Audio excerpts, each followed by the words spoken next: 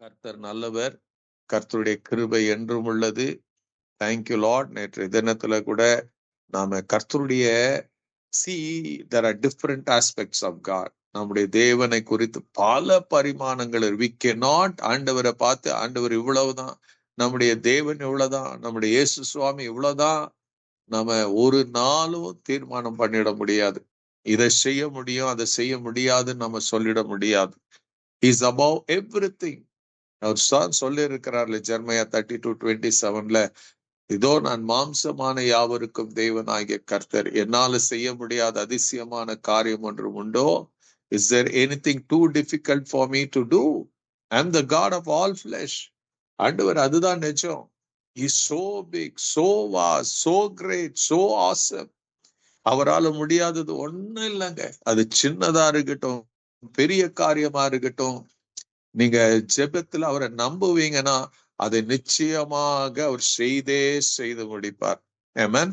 ஹல்லேலூயா. அவருக்கு சின்ன காரியம் கூட ரொம்ப முக்கியம், பெரிய காரியம் கூட ரொம்ப முக்கியம். ஆமென். He will give the same importance for ரெண்டுக்கும். உங்க தலைவலி போக்குறதுக்கும் அதே வல்லமை தான். ஆண்டவரே, ஒருத்தருடைய கேன்சரை குணமாக்குறதுக்கு அதே வல்லமை தான்.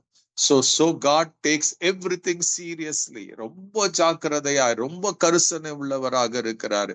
ஆமென். அதான் இந்த பார்த்தோம்ல, அவர் நம்ம என்ன பண்ண எல்லா கிரைசிஸ் அவருக்கு தெரியும். He knows our crisis. He knows everything and he longs to do something. நம்முடைய வாழ்க்கையில something நான் எதோ செய்யறது இல்ல, somehow he wants to bring deliverance. நம்முடைய வாழ்க்கையில எப்படியாச்சும் ஒரு விடுதலை கொண்டு வரணும் என்று சொல்லி நம்ம the whole பைபிள் அங்கே சில அநேக கேரக்டர்ல வைத்து அதை வெளிப்படுத்தி கொண்டே இருப்பாரு.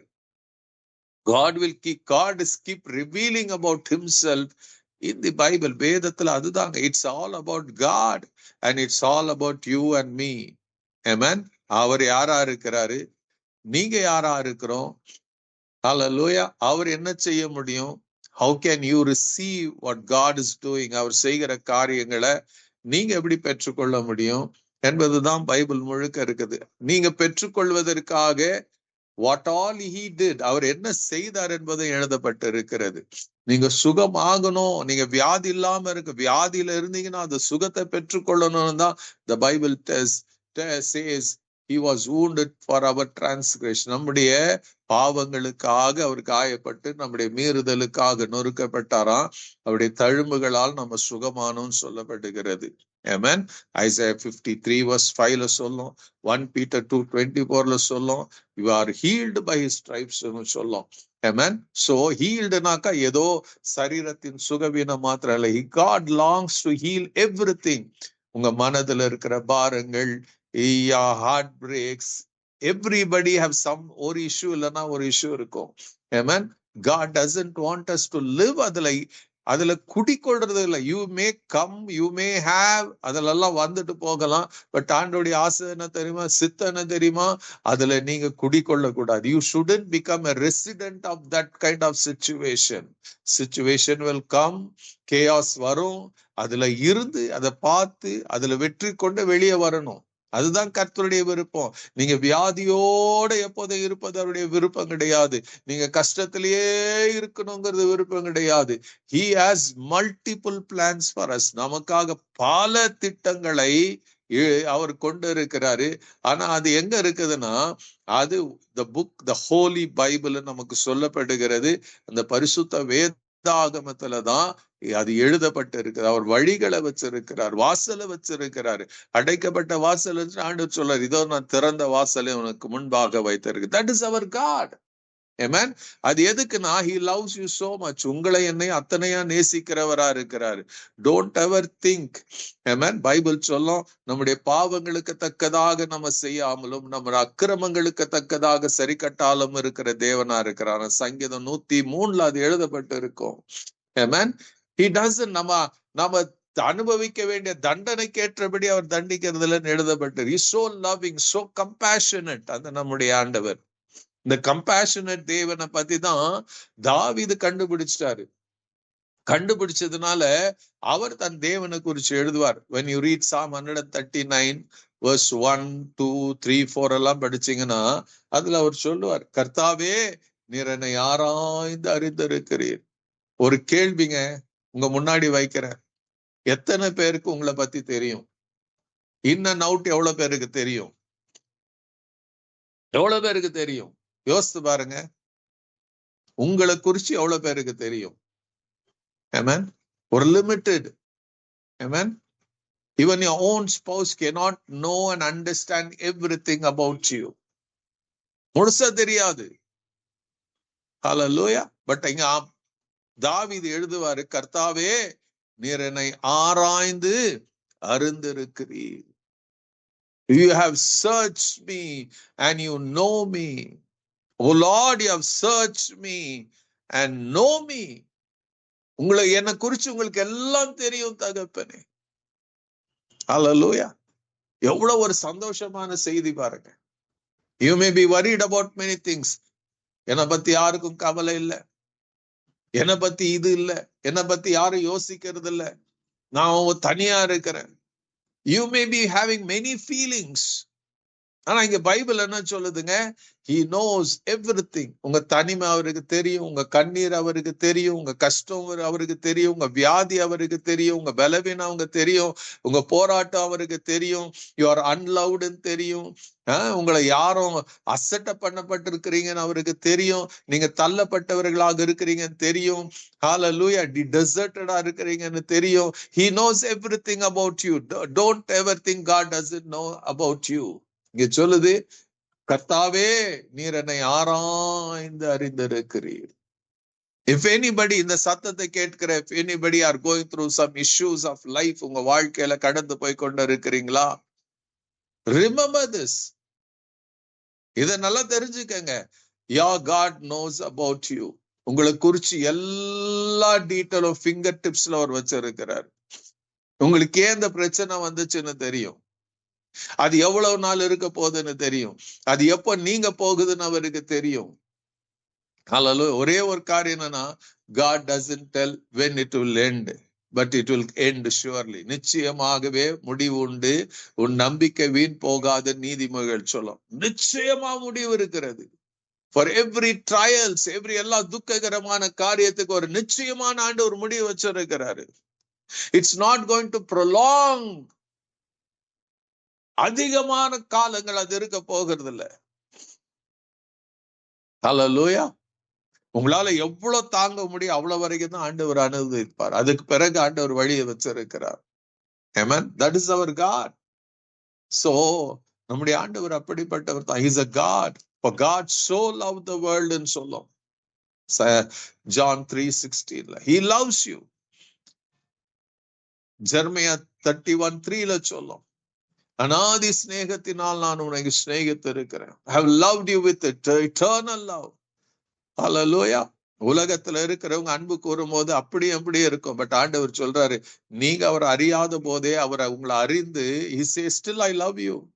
When we were still sinners, பாவிகளா இருக்கும் போதே இயேசு சிலுவையில மரித்ததினால தேவ அன்பு வெளிப்பட்டதா. ரோமன்ஸ் 5:8 சொல்லப்படும்.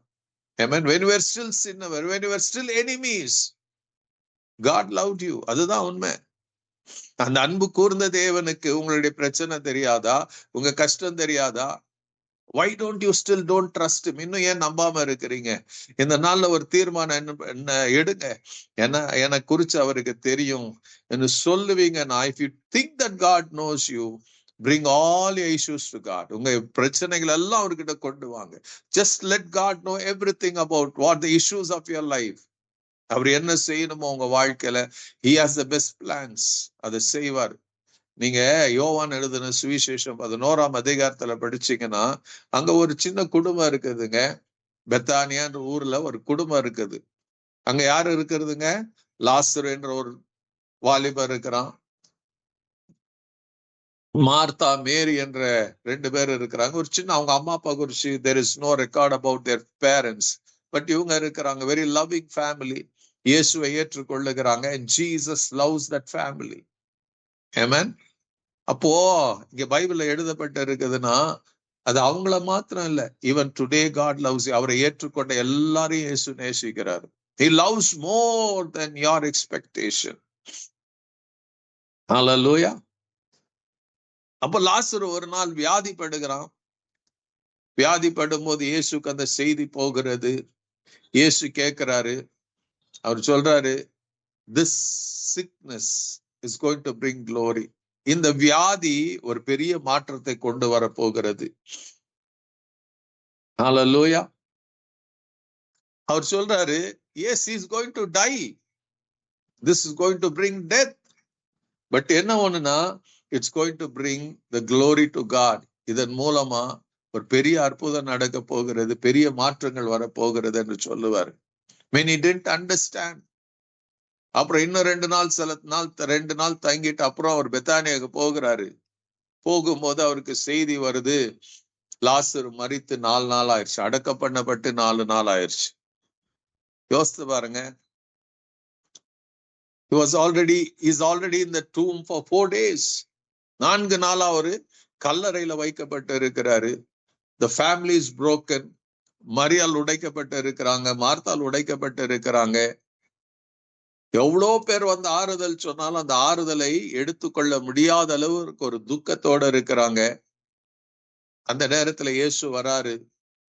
ஆமென். ஹல்லேலூயா. இயேசு வந்த மாத்திரத்துல he knew, அவருக்கு தெரியும், ஏற்கனவே அவருக்கு தெரியும் லாசரஸ் பிசிக்கலி மரிக்க போகிறாருன்னு தெரியும். Amen. And he comes. வந்த உடனே, because Jesus knew, எல்லாம் அவர் செய்ய போற அற்புதம் அவருக்கு தெரியும், லாசரை உயிரோட எழுப்ப போறது தெரியும்னு சொல்லி அவர் பெருமை காட்டிக்கொள்ள, பைபிள் சொல்லுது, அவங்களுடைய துக்கத்தையும் மரியாளுடைய வேத அழுகையும் மார்த்தாளுடைய அழுகையும் அந்த ஊர் மக்களுடைய கண்ணீரை பார்த்து வேதம் சொல்லுகிறது, இயேசு கண்ணீர் விட்டாராம். ஆமென். ஹல்லேலூயா. ஜீசஸ் வெப்ட்னு சொல்லும்.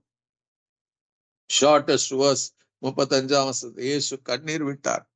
நம்ம எல்லாம் சொல்லுவாங்க, எவ்வளவு பேருக்கு அவர் என்ன சொல்லுவாங்க, குருடனுடைய கண்ணெல்லாம் திறந்தாரே, இவனை சாகாம இருக்க பண்ண கூடாதா, இதெல்லாம் கேட்பாங்க.